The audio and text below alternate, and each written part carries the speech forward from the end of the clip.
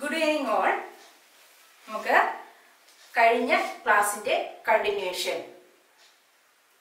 നമ്മൾ കഴിഞ്ഞ ക്ലാസ്സിൽ കണ്ണിന്റെ ഘടനയാണ് പറഞ്ഞുകൊണ്ടിരുന്നത്.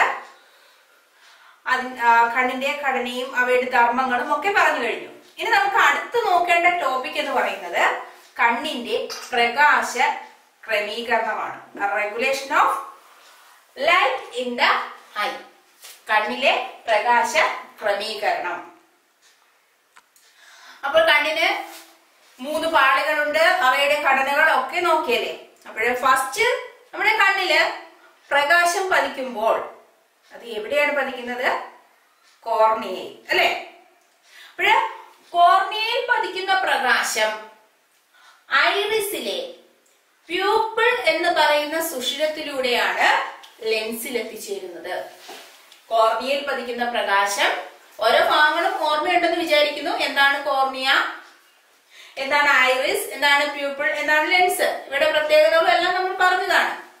അപ്പോൾ കോർണിയയിൽ പതിക്കുന്ന പ്രകാശം ഐറിസിലെ പ്യൂപ്പിൾ എന്ന് പറയുന്ന സുഷിരത്തിലൂടെ ഡിപ്പർച്ചർ ഇൻ ദ ഐറിസ് അതുവഴി എവിടെ എത്തുന്നു? ലെൻസിൽ എത്തുന്നു. അവിടെ നിന്നാണ് പിന്നീട് എവിടെ എത്തുന്നത്? നമ്മുടെ റെറ്റിനയിൽ എത്തുന്നത്. ഏറ്റവും ഇന്നർ പാർട്ടായ റെറ്റിനയിൽ എത്തുന്നത്. അവിടെ നിങ്ങൾ പലപ്പോഴും ശ്രദ്ധിച്ചിട്ടുണ്ടായിരിക്കും, നമ്മൾ രാത്രിയൊക്കെ വാഹനങ്ങളിൽ പോകുമ്പോൾ എതിരെ വരുന്ന വണ്ടി ഡിം അടിക്കാതെ നല്ല തീവ്ര പ്രകാശമാണ് അടിക്കുന്നതെങ്കിൽ നമ്മൾ പെട്ടെന്ന് കണ്ണടയ്ക്കും അല്ലെ. ഇന്ന് നമ്മുടെ കേരളത്തില് ഏറ്റവും രാത്രി ഉണ്ടാകുന്ന അപകടങ്ങൾക്ക് ഏറ്റവും കാരണം അല്ലെങ്കിൽ അതിന് മെയിൻ റീസൺ എന്ന് പറയുന്നത് ഏതാണ്? ഈ തീവ്ര പ്രകാശം തന്നെയാണ്. അപ്പോൾ അത് കാറിന്റെ ആവണമെന്നില്ല, ഒരു ടോർച്ച് എടുത്ത് നമ്മുടെ കണ്ണിലേക്ക് അടിച്ചാലും നമ്മൾ കണ്ണടയ്ക്കും. പെട്ടെന്ന് നമ്മൾ വെയിലത്തേക്ക് ഇറങ്ങി കഴിഞ്ഞാലും അല്ലെ, നമ്മുടെ വീട്ടിൽ നിന്ന് പെട്ടെന്ന് വെയിലത്തേക്ക് ഇറങ്ങുമ്പോൾ നമുക്ക് കണ്ണിനൊരു പ്രശ്നം ഉണ്ടാവും, അല്ലെങ്കിൽ എന്തോ പോലെയാണ് കണ്ണിനല്ലേ, കണ്ണിലേക്ക് തുളച്ചു കയറുന്നത് പോലെ തോന്നും. അതുപോലെ തന്നെ നമ്മൾ പെട്ടെന്ന് തീവ്ര പ്രകാശത്തിന് നല്ല വെയിൽ ഉച്ച സമയത്ത് നമ്മൾ വെളിയിൽ നിന്നും അകത്തേക്ക് കയറുമ്പോൾ നമുക്ക് കുറച്ചു നേരത്തേക്ക് ഒന്നും കാണാൻ പറ്റാത്തൊരു അവസ്ഥ വരും. അപ്പോഴ് ഈ തീവ്ര പ്രകാശത്തെ കണ്ണിലേക്ക് കടത്തിവിടാതിരിക്കുവാൻ നമ്മുടെ കണ്ണിന് ചില മാർഗങ്ങളുണ്ട്. അതെന്ന് പറയുന്നത് മെയിൻ ആയിട്ടും നമ്മുടെ ഐറിസിലെ പേശി സംവിധാനമാണ്. ഐറിസിലെ പേശി സംവിധാനം പ്യൂപ്പിളിന്റെ വലിപ്പത്തെ ക്രമീകരിക്കാൻ സഹായിക്കുന്നു. പ്യൂപ്പിൾ എന്ന് പറയുന്നത് എന്താണ്? ഐറിസിന്റെ മധ്യഭാഗത്തായിട്ട് കാണപ്പെടുന്ന സുഷിരമാണ് പ്യൂപ്പിൾ. അതുവഴിയാണ് പ്രകാശം ലെൻസിലെത്തുന്നത്. ഈ പ്യൂപ്പിളിന്റെ സൈസ് നമുക്ക് അഡ്ജസ്റ്റ് ചെയ്യാൻ കഴിയുമെന്ന് നമ്മൾ കഴിഞ്ഞ ക്ലാസ്സിൽ പറഞ്ഞിട്ടുണ്ടായിരുന്നു. അപ്പോഴ് ഈ ഐറിസിലെ പേശി സംവിധാനമാണ്, ഐറിസിലെ ചില പേശികളുണ്ട്, ആ പേശി സംവിധാനമാണ് പ്യൂപ്പിളിന്റെ സൈസ് അഡ്ജസ്റ്റ് ചെയ്യുന്നത്. അതിനനുസരിച്ച് ഐറിസ് ചുരുങ്ങുകയും വികസിക്കുകയും ചെയ്യുന്നു. അപ്പോൾ ഐറിസിലെ പേശി സംവിധാനങ്ങൾ ഏതൊക്കെയാണെന്ന് നമുക്ക് നോക്കാം. ഐറിസിൽ 2 തരം പേശികളുണ്ട്. വലയ പേശികൾ അഥവാ circular muscles and radial muscles. Radial പേശികൾ. ഐറിസിലെ 2 തരം പേശികൾ: വലയ പേശികൾ അഥവാ സർക്കുലർ മസിൽസ്. ഫസ്റ്റ് ആണ് വലയ പേശികൾ അഥവാ സർക്കുലർ മസിൽസ്. പിന്നീട് റേഡിയൽ പേശികൾ അഥവാ റേഡിയൽ മസിൽസ്. ഇങ്ങനെ 2 തരം പേശികൾ ഐറിസിൽ കാണപ്പെടുന്നു. എന്താണ് ഐറിസ് എന്ന് പറയുന്നത്? രക്തപടലത്തിന്റെ ഭാഗമാണ്. രണ്ടാമത്തെ ഭാഗമായ രക്തപടലത്തിന്റെ ഭാഗമാണ് ഐറിസ്. ഏത് നിറത്തിൽ കാണപ്പെടുന്നു? ഇരുണ്ട നിറത്തിൽ കാണപ്പെടുന്നു. ആ ഇരുണ്ട നിറത്തിന് കാരണം മെലാനിൻ എന്ന് പറയുന്ന വർണ്ണവസ്തുവാണ്. ഇതൊക്കെ പറഞ്ഞു നമ്മൾ. അതിന് മധ്യഭാഗത്തായിട്ടാണ് പ്യൂപ്പിൾ എന്ന് പറയുന്ന ഡിപ്പർച്ചർ കാണപ്പെടുന്നത് അഥവാ സുഷിരം കാണപ്പെടുന്നത്. കോർണിയയ്ക്ക് പിറകിലായി ലെൻസിന് മുൻഭാഗത്തായി ലെൻസിന്റെ 2 വശത്തുമായി ഒരു ഇരുണ്ട നിറത്തിൽ കാണപ്പെടുന്ന ഭാഗമാണ് ഐറിസ്. ഈ ഐറിസ് ആണ് പ്യൂപ്പിളിന്റെ വലിപ്പത്തെ ക്രമീകരിക്കുന്നത്. അതിനെ സഹായിക്കുന്ന മസിൽസ് ആണ് അല്ലെങ്കിൽ പേശികളാണ്. ഐറിസിലെ പേശി സംവിധാനങ്ങളാണ് പ്യൂപ്പിളിന്റെ വലിപ്പത്തെ ക്രമീകരിക്കുന്നത് എന്ന് പറഞ്ഞു. ആ പേശികളാണ്, ആ പേശി സംവിധാനമാണ് എന്ന് പറയുന്നത് രണ്ട് തരത്തിലുള്ള പേശികൾ. 2 types of muscles in iris. That is, first one is വലയ പേശികൾ അഥവാ circular muscles. Second one is radial പേശികൾ അഥവാ റേഡിയൽ മസിൽസ്. തീവ്രപ്രകാശം, ഒരു തീവ്രപ്രകാശം നമ്മുടെ കണ്ണിലേക്ക് അടിക്കുമ്പോൾ ഈ പറയുന്ന ഫസ്റ്റ് നമ്മൾ പറഞ്ഞ സർക്കുലർ മസിൽസ് അഥവാ വലയ പേശികൾ എന്ത് ചെയ്യുന്നു എന്ന് പറഞ്ഞാൽ സങ്കോചിക്കുന്നു അഥവാ എന്ത് ചെയ്യുന്നു, കൺട്രാക്ട് ചെയ്യുന്നു. When the circular muscles contracts in intense light, തീവ്രപ്രകാശത്തിൽ വലയ പേശികൾ സങ്കോചിക്കുമ്പോൾ the size of the pupil decreases. പ്യൂപ്പിളിന്റെ സൈസ് എന്ത് ചെയ്യുന്നു, കുറയുന്നു. When the circular muscles contracts in intense light, തീവ്രപ്രകാശത്തിൽ സർക്കുലർ മസിൽസ് കൺട്രാക്ട് ചെയ്യുമ്പോൾ the size of the pupil decreases. പ്യൂപ്പിളിന്റെ വലിപ്പം എന്ത് ചെയ്യുന്നു, കുറയുന്നു. അപ്പോൾ നമ്മുടെ കണ്ണിലേക്ക് എത്ര തീവ്രപ്രകാശം അടിച്ചാലും അത്രയും തീവ്രതയിൽ നമ്മുടെ കണ്ണിൽ ആ പ്രകാശം എത്തുന്നില്ല. കണ്ണിലേക്ക് കടക്കുന്ന, പ്യൂപ്പിളിലൂടെ കടക്കുന്ന പ്രകാശത്തിന്റെ അളവ് എന്ത് ചെയ്യുന്നു, കുറയുന്നു. ആ തീവ്രപ്രകാശത്തെ ആരാണ് തീവ്രപ്രകാശത്തിന്റെ അളവ് കുറയ്ക്കാൻ, നമ്മുടെ കണ്ണിലേക്ക് എത്തുന്ന തീവ്രപ്രകാശത്തിന്റെ അളവ് കുറയ്ക്കാൻ സഹായിക്കുന്നത് ഐറിസിലുള്ള സർക്കുലർ മസിൽസ് അഥവാ വലയ പേശികളാണ്. ഇനി നെക്സ്റ്റ് നമ്മൾ ഡിം ലൈറ്റ് എത്തുകയാണ്, അതായത് മങ്ങിയ പ്രകാശം എത്തുമ്പോൾ. When the radial muscles, അടുത്ത മസിൽ ഏതാണ്, റേഡിയൽ മസിലാണ്, റേഡിയൽ പേശികളാണ്. ആ റേഡിയൽ മസിൽസ് എന്ത് ചെയ്യുന്നു, കൺട്രാക്ട് ചെയ്യുന്നു, സങ്കോചിക്കുന്നു. അപ്പോൾ അതിനെ സങ്കോചിച്ചത് സർക്കുലർ മസിൽസ് ആണെങ്കിൽ ഡിം ലൈറ്റിൽ സങ്കോചിക്കുന്നത് ആരാണ്, റേഡിയൽ മസിൽസ് ആണ്. When the radial muscles contracts in dim light, dim lightല് റേഡിയൽ മസിൽസ് കൺട്രാക്ട് ചെയ്യുമ്പോൾ the size of the pupil increases. പീപ്പിളിന്റെ സൈസ് എന്ത് ചെയ്യുന്നു, കൂടുന്നു. പീപ്പിളിന്റെ സൈസ് കൂടുന്നു. അപ്പോൾ നമ്മുടെ കണ്ണിലേക്ക് ആ ഡിം ലൈറ്റ് ആണെങ്കിൽ പോലും ഒരു കാഴ്ചയ്ക്ക് വേണ്ടുന്ന പ്രകാശം നമ്മുടെ ലെൻസിൽ എത്തപ്പെടുകയും ചെയ്യും. ഇങ്ങനെയാണ് നമ്മുടെ കണ്ണിലേക്കുള്ള തീവ്രപ്രകാശത്തിന്റെ തീവ്രത അല്ലെങ്കിൽ ആ ഒരു തീവ്രത നമ്മുടെ കണ്ണിലേക്ക് എത്തുന്ന പ്രകാശത്തിന്റെ തീവ്രതയെ ക്രമീകരിക്കുന്നത്. അതായത് പ്രകാശ തീവ്രതയ്ക്ക് അനുസരിച്ച് ലെൻസിലേക്കുള്ള പ്രകാശത്തിന്റെ അളവ് എന്ത് ചെയ്യുന്നു, നിയന്ത്രിക്കപ്പെടുന്നു. ആരുടെ സഹായത്താൽ, ഈ പേശികളുടെ സഹായത്താൽ. തീവ്രത കൂടിയാലും കുറഞ്ഞാലും നമ്മുടെ ലെൻസിലേക്ക് എത്തുന്ന പ്രകാശത്തിന് ഒരളവുണ്ട്. ആ അളവിനെ നിയന്ത്രിക്കാൻ സഹായിക്കുന്നു ഐറിസിലുള്ള ഈ പേശികൾ. ഈ പേശി സംവിധാനമാണ് ഇതിന് സഹായിക്കുന്നത്.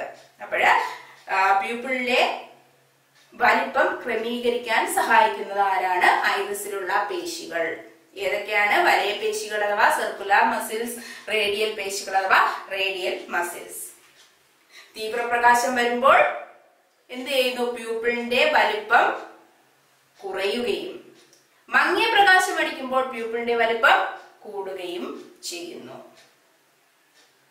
ഇനി മറ്റൊരു ഭാഗം എന്ന് പറയുന്നത് വസ്തുവിൽ നിന്നും പ്രതിഫലിക്കുന്ന പ്രകാശരശ്മികൾ റെറ്റിനയിൽ ഫോക്കസ് ചെയ്യുന്നതിന് കോർണിയയുടെയും ലെൻസിന്റെയും വക്രത സഹായിക്കുന്നുണ്ട് അല്ലെ. രണ്ടും, കോർണിയ എന്ന് പറയുന്നതും വക്രതയിലുള്ള ഒരു ഭാഗമാണ്. ലെൻസ് എന്ന് പറയുന്നത് ഏത് ലെൻസാണ് നമ്മൾ കണ്ണിൽ കാണപ്പെടുന്നത്, കോൺവെക്സ് ലെൻസ് ആണ്.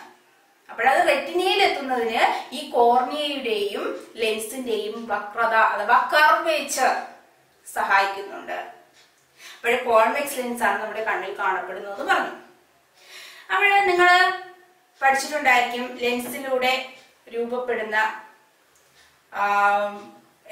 അവയുടെ രൂപങ്ങളുടെ പ്രത്യേകത, പ്രതിബിംബങ്ങളുടെ പ്രത്യേകത നിങ്ങൾ പഠിച്ചിട്ടുണ്ടായിരിക്കും. നമുക്കിപ്പോ നോക്കേണ്ടത് ഏതാണ്, കോൺവെക്സ് ലെൻസിനാണ്. കോൺവെക്സ് ലെൻസിൽ രൂപപ്പെടുന്ന പ്രതിബിംബത്തിന്റെ പ്രത്യേകത എന്തൊക്കെയാണെന്ന് ഓർമ്മയുണ്ടോ നിങ്ങൾക്ക്? കോൺവെക്സ് ലെൻസിൽ രൂപപ്പെടുന്ന പ്രതിബിംബത്തിന്റെ പ്രത്യേകതകൾ എന്ന് പറയുന്നത്, ഒന്നെന്ന് പറയുന്നത് അവ കോൺവെക്സ് ലെൻസിലൂടെ രൂപപ്പെടുന്ന പ്രതിബിംബത്തിന്റെ പ്രത്യേകത. ഫസ്റ്റ് എന്ന് പറയുന്നത് അവ വസ്തുവിനേക്കാൾ ചെറുതായിരിക്കും. രൂപപ്പെടുന്ന പ്രതിബിംബം വസ്തുവിനേക്കാൾ ചെറുതായിരിക്കും. വസ്തുവിനേക്കാൾ ചെറുത്. അടുത്തതെന്ന് പറയുന്നത് തല കീഴായതായിരിക്കും അല്ലെങ്കിൽ തല തിരിഞ്ഞ ഒരു പ്രതിബിംബമാണ് കോൺവെക്സ് ലെൻസിലൂടെ രൂപപ്പെടുന്നത്. തല കീഴായത് അല്ലെങ്കിൽ തല തിരിഞ്ഞത് പ്രതിബിംബം എങ്ങനെയുള്ളതായിരിക്കും? തല കീഴായത് ഓർ ഇൻവെർട്ടഡ്. ദെൻ റിയൽ ആയിരിക്കും, യഥാർത്ഥമായുള്ള പ്രതിബിംബമാണ് കോൺവെക്സ് ലെൻസിലൂടെ രൂപപ്പെടുന്നത്. യഥാർത്ഥമായുള്ള ഓർ റിയൽ ആയിട്ടുള്ള പ്രതിബിംബമായിരിക്കും രൂപപ്പെടുന്നത്. കോൺവെക്സ് ലെൻസിലൂടെ രൂപപ്പെടുന്ന പ്രതിബിംബത്തിന്റെ പ്രത്യേകതകൾ: വസ്തുവിനേക്കാൾ ചെറുതായിരിക്കും, തല കീഴായതായിരിക്കും, യഥാർത്ഥമായിരിക്കും. അപ്പോൾ നമ്മുടെ കണ്ണിൽ രൂപപ്പെടുന്ന പ്രതിബിംബം എങ്ങനെയുള്ളതായിരിക്കും? ഈ പറഞ്ഞത് തന്നെയാണ് നമ്മുടെ കണ്ണിലും രൂപപ്പെടുന്ന പ്രതിബിംബത്തിന്റെ പ്രത്യേകത. നാം കാണുന്ന വസ്തുവിനേക്കാൾ ചെറുതായിരിക്കും, തല കീഴായതായിരിക്കും, യഥാർത്ഥമായിരിക്കും. പക്ഷെ നമ്മൾ തലകീഴായിട്ടുള്ള പ്രതിബിംബം നാം കാണുമ്പോൾ തലകീഴായിട്ടല്ല കാണുന്നത്.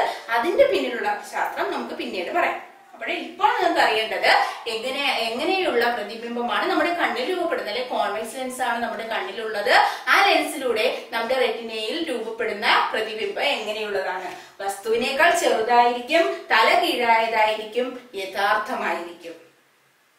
ഇനി നിങ്ങൾ പറഞ്ഞു, നിങ്ങൾ പഠിച്ചിട്ടുള്ളതാണ് ലെൻസിലൂടെ എക്സ്പെരിമെന്റ് ചെയ്ത് പരീക്ഷണം ചെയ്ത് നിങ്ങൾ നോക്കിയിട്ടുണ്ടായിരിക്കും ലെൻസിലൂടെ രൂപപ്പെടുന്ന പ്രതിബിംബത്തിന്റെ രീതികൾ എങ്ങനെയാണ് രൂപപ്പെടുന്നത് എന്നൊക്കെ അല്ലെ. എപ്പോൾ എങ്ങനെ രൂപപ്പെടുന്നു എന്നൊക്കെ നിങ്ങൾ എക്സ്പെരിമെന്റിലൂടെ ചെയ്തിട്ടുണ്ടായിരിക്കും.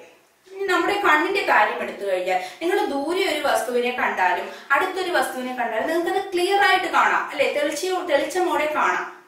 അതേസമയം നമ്മൾ ലെൻസിന്റെ അല്ലെങ്കിൽ കോൺവെക്സ് ലെൻസിന്റെ ആ എക്സ്പെരിമെന്റ് ചെയ്യുമ്പോൾ അവിടെ ഈ കൃത്യമായിട്ട് അല്ലെങ്കിൽ നല്ല ക്ലിയർ ആയിട്ടുള്ള പ്രതിബിംബത്തെ രൂപപ്പെടുത്താൻ വേണ്ടി വസ്തുവിന്റെയും ലെൻസിന്റെയും ഒക്കെ സ്ഥാനം മാറ്റി കൊടുക്കുന്നുണ്ട്. പക്ഷേ നമ്മുടെ കണ്ണിലെ നമ്മുടെ വസ്തു ഇപ്പം ആ ഒരു എക്സ്പെരിമെന്റ് ചെയ്തപ്പോൾ അകലെയുള്ള ഒരു വസ്തുവിനെ വെക്കുമ്പോൾ ലെൻസിന്റെ ഫോക്കൽ ദൂരം അല്ലെങ്കിൽ ലെൻസിന്റെ ആ ഫോക്കൽ ദൂരം അഡ്ജസ്റ്റ് ചെയ്യാൻ വേണ്ടി ലെൻസിന്റെ സ്ഥാനം മാറ്റുന്നു. വസ്തു ദൂരേക്ക് മാറുമ്പോൾ ലെൻസിന്റെ സ്ഥാനം മാറ്റുന്നു, അടുത്തോട്ട് വെക്കുമ്പോൾ ലെൻസിന്റെ സ്ഥാനം മാറ്റുന്നു. പക്ഷെ നമ്മുടെ കണ്ണിലെ ലെൻസിന്റെ സ്ഥാനം അതുപോലെ നമുക്ക് മാറ്റാൻ കഴിയുമോ? ദൂരെയുള്ള വസ്തുവിനെ കാണുമ്പോൾ കണ്ണിലെ ലെൻസ് എടുത്ത് അങ്ങോട്ടോ ഇങ്ങോട്ടോ മാറ്റി വെക്കാൻ നമുക്ക് കഴിയുന്നുണ്ടോ? ഇല്ല. അപ്പോൾ എങ്ങനെയാണ് നമ്മുടെ കണ്ണിന്റെ ലെൻസ് ഇതുമായിട്ട് അഡ്ജസ്റ്റ് ചെയ്യുന്നത് എന്ന് നോക്കിക്കഴിഞ്ഞാൽ നമ്മുടെ കണ്ണിന്റെ ലെൻസിന് അവയുടെ ഫോക്കൽ ദൂരം അഡ്ജസ്റ്റ് ചെയ്യാൻ കഴിയും. നമ്മുടെ സാധാരണ ഒരു ലെൻസിനാണെങ്കിൽ അതിന്റെ ഫോക്കൽ ദൂരം എപ്പോഴും ഒന്ന് തന്നെയായിരിക്കും, പെർമനന്റ് ആയിരിക്കും. അതിന്റെ ഫോക്കൽ ദൂരം ഒരു ലെൻസ് എടുത്തു കഴിഞ്ഞാൽ അതിന്റെ ഫോക്കൽ ദൂരം എന്ന് പറയുന്നത് ഒരേപോലെ ആയിരിക്കും. പക്ഷേ നമ്മുടെ കണ്ണിന്റെ ലെൻസിന്, കണ്ണിലുള്ള കോൺവെക്സ് ലെൻസിന്റെ പ്രത്യേകത എന്ന് പറയുന്നത് അതിന്റെ കണ്ണിന്റെ ലെൻസിന്റെ ഫോക്കൽ ദൂരം അഡ്ജസ്റ്റ് ചെയ്യാൻ കഴിയുന്നു. അതുകൊണ്ടാണ് നമുക്ക് ഈ അകലെയുള്ള വസ്തുക്കളെയും അടുത്തുള്ള വസ്തുക്കളെയും നല്ല ക്ലിയറോടെ അല്ലെങ്കിൽ തെളിച്ചതയാർന്ന് നമുക്ക് കാണാൻ കഴിയുന്നത്. അപ്പോഴ് എന്തൊക്കെ സംഗതികളാണ് അല്ലെങ്കിൽ എന്തൊക്കെ വസ്തുതകളാണ് ഈ കണ്ണിന്റെ ഫോക്കൽ ദൂരം അഡ്ജസ്റ്റ് ചെയ്യാൻ സഹായിക്കുന്നതെന്ന് നോക്കാം. അടുത്തുള്ള വസ്തുക്കളെ കാണുന്നുണ്ട്, അകലെയുള്ള വസ്തുക്കളെ കാണുന്നുണ്ട്. അപ്പോഴ് അതിന് നമുക്ക് ഫസ്റ്റ് നോക്കേണ്ടത് അകലെയുള്ള ഒരു വസ്തുവിനെ കാണുന്നത് എങ്ങനെയെന്ന് നോക്കാം. വളരെ അകലെയുള്ള ഒരു വസ്തുവിനെ നമ്മൾ നോക്കുമ്പോൾ എങ്ങനെയാണ് അവയെ അഡ്ജസ്റ്റ് ചെയ്യുന്നത്, ഫോക്കൽ ദൂരം അഡ്ജസ്റ്റ് ചെയ്യുന്നത്? അതിന് സഹായിക്കുന്ന ഭാഗങ്ങൾ എന്ന് പറയുന്നത് സീലിയറി മസിൽസും സ്നായുക്കൾ അഥവാ ലിഗമെന്റ്സുമാണ് അതിന് പ്രധാനമായും സഹായിക്കുന്നത്. എന്താണ് സീലിയറി മസിൽസ് എന്ന് പറഞ്ഞാൽ? ലെൻസിന്റെ സൈഡിൽ കാണപ്പെടുന്ന വലിയ സർക്കുലർ മസിൽസ് ആണ് എന്ന് പറയുന്നത് സീലിയറി മസിൽസ് എന്ന് പറയുന്നത്. ഈ സീലിയറി മസിൽസിനെയും ലെൻസിനെയും തമ്മിൽ ബന്ധിപ്പിക്കുന്ന ത്രെഡ് ലൈക്ക് ലിഗമെന്റ്സ് അല്ലെ, നാരുകൾ പോലെയുള്ള ഭാഗങ്ങളാണ് എന്ന് പറയുന്നത് ലിഗമെന്റ്സ് എന്ന് പറയുന്നത്. സീലിയറി മസിൽസിനെയും ലെൻസിനെയും തമ്മിൽ ബന്ധിപ്പിക്കുന്നത് ത്രെഡ് പോലെയുള്ള സ്നായുക്കൾ അഥവാ ലിഗമെന്റ്സ് ആണ്. ഈ സീലിയറി പേശികളും ഈ സ്നായുക്കളുമാണ് ലെൻസിന്റെ ആ ഫോക്കൽ ദൂരം അഡ്ജസ്റ്റ് ചെയ്യാൻ സഹായിക്കുന്നത്. അപ്പോഴ് അതിനാദ്യമേ നമുക്ക് നോക്കേണ്ടത് സീലിയറി പേശികൾക്ക്. നമ്മളിപ്പോ ഫസ്റ്റ് നമ്മൾ നോക്കുന്നത് അകലെയുള്ള ഒരു വസ്തുവിനെ കാണുമ്പോൾ എങ്ങനെയുള്ള ഉണ്ടാകും എന്നാണ്. അകലെയുള്ള വസ്തുക്കളെ നോക്കുമ്പോൾ സീലിയറി പേശികൾക്ക് എന്ത് മാറ്റം വരുന്നു? അകലെയുള്ള വസ്തുക്കളെ നോക്കുമ്പോൾ സീലിയറി പേശികൾ, സീലിയറി മസിൽസ് വിശ്രമാവസ്ഥ പ്രാപിക്കുന്നു, അല്ലെങ്കിൽ എന്ത് ചെയ്യുന്നു? റിലാക്സ് ചെയ്യുന്നു. സീലിയറി പേശികൾ വിശ്രമാവസ്ഥ പ്രാപിക്കുന്നു. Ciliary muscles relaxes. Ciliary muscles relax ചെയ്യുമ്പോൾ സ്നായുക്കൾ എന്ത് ചെയ്യുന്നു? സ്ട്രെച്ച് ചെയ്യുന്നു, വലിയുന്നു. സ്നായുക്കൾ വലിയുന്നു.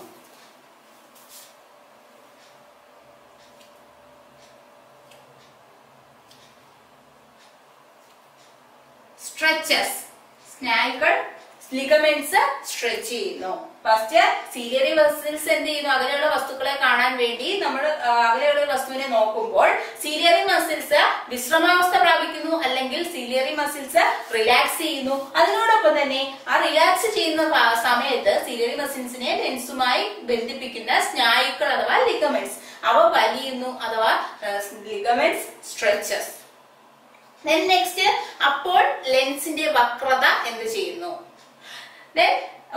Curvature of the lens. ലെൻസിന്റെ വക്രത കുറയുന്നു.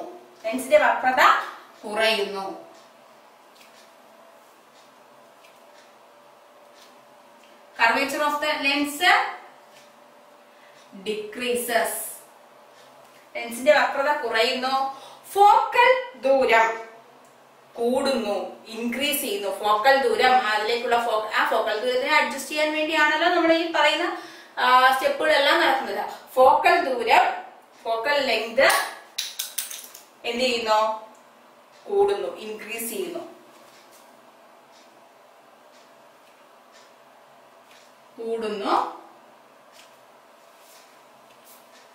ഇൻക്രീസസ്. ഇത്രയുമാണ് അകലെയുള്ള വസ്തുക്കളെ കാണുമ്പോൾ നമ്മുടെ കണ്ണിൽ നടക്കുന്ന മാറ്റങ്ങൾ. സീലിയറി പേശികൾ വിശ്രമാവസ്ഥ പ്രാപിക്കുന്നു, സീലിയറി മസിൽസ് റിലാക്സസ്, സ്നായുക്കൾ വലിയുന്നു, ലിഗമെന്റ്സ് സ്ട്രെച്ചസ്, ലെൻസിന്റെ വക്രത കുറയുന്നു, curvature of the lens decreases, focal ദൂരം കൂടുന്നു, ഫോക്കൽ ലെങ്ത് ഇൻക്രീസസ്. അപ്പോൾ അടുത്തത് നമുക്ക് അടുത്തുള്ളൊരു വസ്തുവിനെ കാണുകയാണ്. നമ്മൾ അടുത്തുള്ളൊരു വസ്തുവിനെ കാണുമ്പോൾ എന്തൊക്കെ മാറ്റം സംഭവിക്കുന്നു? ഇതിന് നേരെ ഓപ്പോസിറ്റ് വിപരീതം പറഞ്ഞാൽ മതി. അപ്പോൾ എന്തൊക്കെയാണ്? ഫസ്റ്റ്, സീലിയറി മസിൽസ് അകലെയുള്ള വസ്തുക്കളെ കാണുമ്പോൾ വിശ്രമാവസ്ഥ പ്രാപിക്കുകയാണെങ്കിൽ ഇവിടെ എന്തായിരിക്കും ചെയ്യുന്നത്? സങ്കോചിക്കുന്നു, അതായത് കൺട്രാക്ട്സ്.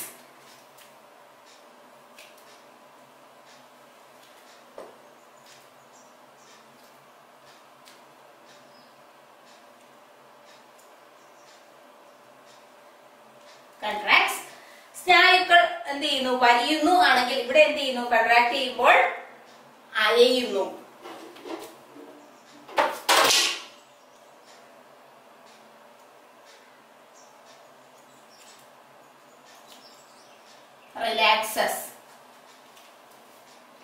റിലാക്സസ് ആൻഡ് ലെൻസിന്റെ വക്രത ഇവിടെ കുറയുകയാണെങ്കിൽ ഇവിടെ എന്തായിരിക്കും? കൂടുന്നു.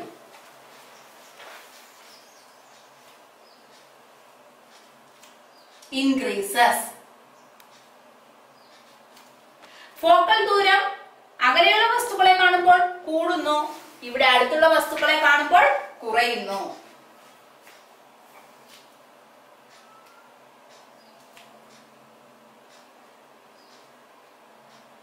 ഡിക്രീസസ്. ഇവിടെ അടുത്തുള്ള വസ്തുക്കളെ കാണുമ്പോൾ സീലിയറി മസിൽസ് സങ്കോചിക്കുന്നു, അല്ലെങ്കിൽ സീലിയറി പേശികൾ സങ്കോചിക്കുന്നു, സീലിയറി മസിൽസ് കൺട്രാക്ട്സ്. സ്നായുക്കൾ അയയുന്നു, ലിഗമെന്റ്സ് റിലാക്സസ്. ലെൻസിന്റെ വക്രത കൂടുന്നു, curvature of lens increases. Focal ദൂരം കുറയുന്നു, ഫോക്കൽ ലെങ്ത് ഡിക്രീസസ്. ഇത്രയും മാറ്റങ്ങളാണ് അപ്പോൾ നടക്കുന്നത്. അപ്പോഴ് ഇത് കണ്ണിന്റെ ഒരു കഴിവാണല്ലേ. നാം കാണുന്ന വസ്തുവിനെ, കണ്ണിൽ നിന്നുമുള്ള വസ്തുവിന്റെ അകലത്തിനനുസരിച്ച് ലെൻസിന്റെ വക്രതയിൽ മാറ്റം വരുത്തി ഫോക്കൽ ദൂരം ക്രമീകരിക്കാൻ കണ്ണിനൊരു കഴിവുണ്ട്. ഈ കഴിവിനെ നമുക്കൊരു പേര് വിളിക്കാം, കണ്ണിന്റെ സമഞ്ജന ക്ഷമത. കണ്ണിന്റെ സമഞ്ജന ക്ഷമത.